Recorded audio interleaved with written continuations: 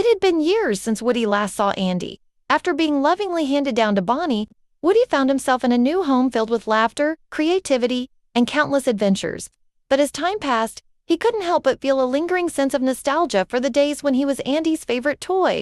Still, Woody remained committed to his role as a leader among Bonnie's toys, always ensuring everyone felt valued and included. One rainy afternoon, while exploring the attic of Bonnie's house during one of her family's spring cleanings, Woody stumbled upon something unusual: a dusty, forgotten toy chest tucked away in a corner. The chest seemed ancient, its wood warped and faded from years of neglect. As Woody approached it, he noticed faint glowing cracks along its surface, almost like stars trapped within the wood.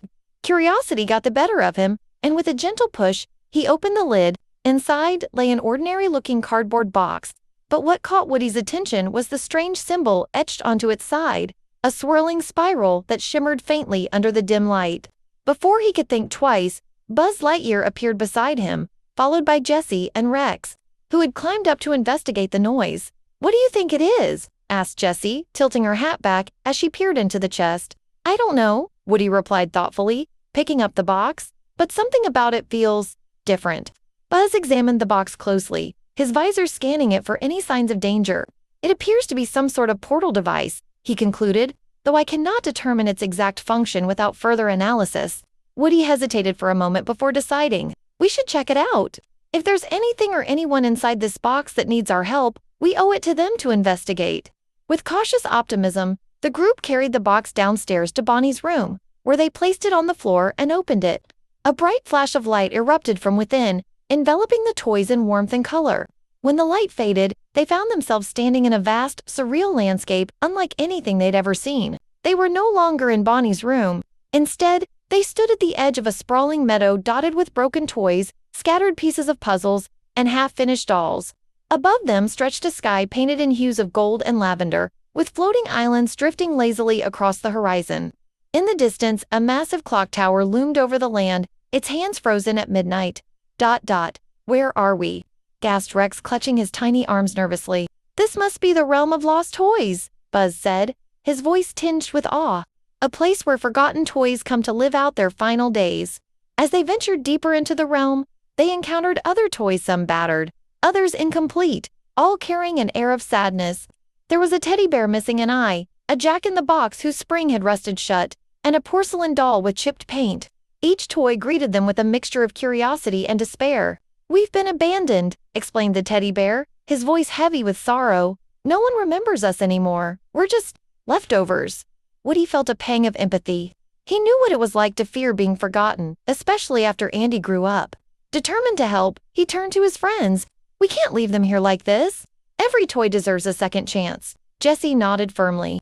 "If anyone knows how to bring hope back to lost souls, it's us." Their exploration led them to the base of the towering clock, where they discovered its keeper, an enigmatic wind-up robot named Kronos. His metallic body creaked with every movement, and his single red eye glowed ominously as he observed the newcomers. "You shouldn't have come here," Kronos warned, his voice echoing like grinding gears.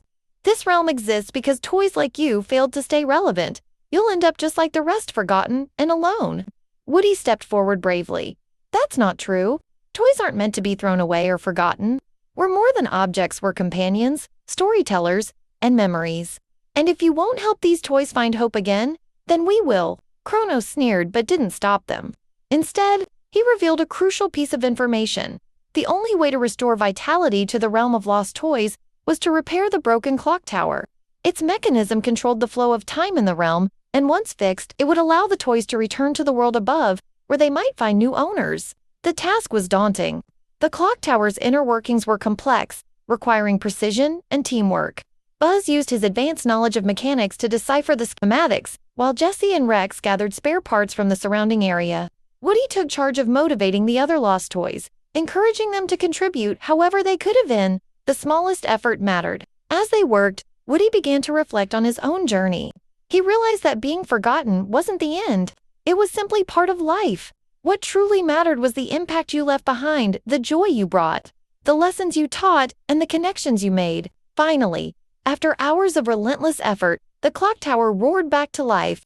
Its hands began to move, and the entire realm lit up with vibrant colors.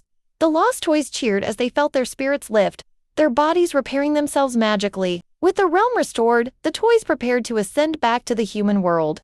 Kronos, softened by Woody's determination, offered to guide them through the portal. "You've proven that even the most forgotten toy can make a difference," he admitted gruffly. "Perhaps it's time I believed in second chances too." Back in Bonnie's room, the group reunited with the rest of the toys, sharing stories of their incredible adventure. Though they returned to their normal lives, Woody couldn't shake the feeling that their journey had changed him forever.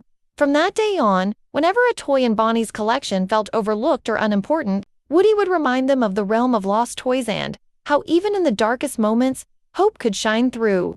And so, Woody continued to lead, not just as a cowboy doll, but as a beacon of resilience, reminding everyone that no matter where life takes you, your story is never truly over.